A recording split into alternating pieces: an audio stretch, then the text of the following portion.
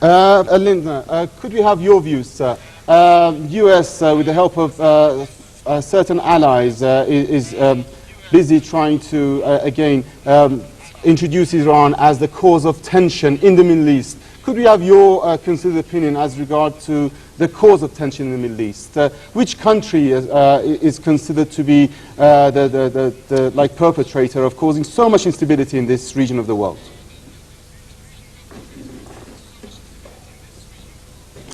Yes, from my observations in faraway Denmark, the situation would be much the same as has already been so clearly expounded by my colleague, Lady Renouf. And I would want to add another observation that I made when I was your guest in Iran in December 2006, namely that when your president came with various remarks, certainly directed against what he called the fake Zionist regime, it was very important to make a clear distinction that has been twisted in Western media, as I observed later on, namely that what your president came forward with was not a threat, but rather a warning. He was not in any way threatening to impose a new Holocaust or to wage a war against Israel or anything of the sort. He was rather like a doctor coming up with a warning saying, if you keep on smoking, it'll have a fatal end. So you won't say that the doctor is out to kill you if he says such a thing. This was my impression of what your president actually said. So we can really say that there has been a deliberate distortion in the Western media, as far as I have been able to observe within the last 5 or 6 months from my little posts in Denmark. It is also important, if you wish, that to continue, there was a very clear statement by your president in the Tehran Times in December 12th. Just, if you will permit me to quote it, just as the fake Zionist regime was established by big powers based on lies, it should either pack up and leave or hold a free referendum, etc. So this is the option, pack up and leave, which is not warmongering, it's not a call for the destruction of Israel or the like, it's rather a good piece of advice. Now, what your president said seemed to be based on the conviction that the fake Zionist regime was based on lies. And you want to focus on the expression lies. He did not, there was no explicit, it was not made quite explicit what it meant in this connection, the term lies. But on the 11th and 12th December 2006, there was a conference on the Holocaust. And if you wish to understand the attitude of your president and many other Iranians and many other non-Iranians on this Zionist regime, you cannot understand the situation without also taking the issue of the Holocaust into consideration.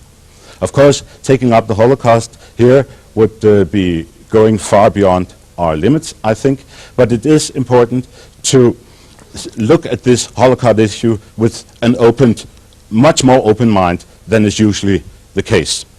And this was a very positive thing about what was organized by the Iranian government, foreign ministry in particular, in December 2006 in Tehran. Here, for the first time, there was official support for an open debate. That means a debate where various, really not only conflicting but contradictory opposing views met, and they met in a very, very pleasant atmosphere. I've been to dozens of international conferences. It was one of the most pleasant, if not the most pleasant, conference I ever attended. There was really a goodwill. And above all, there was no prejudice.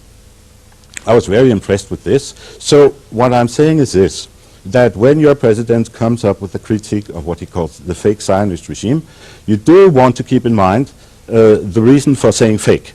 And it largely has to do with this lack of free research into the prehistory of the establishment of the state of Israel and the powers behind, so to speak, which you might call the Zionist powers if you don't want to limit yourself to Israel. Perhaps the expression Zionism is, and Zionists would be the right ones here. So history must be known in order to understand the present situation in the Middle East.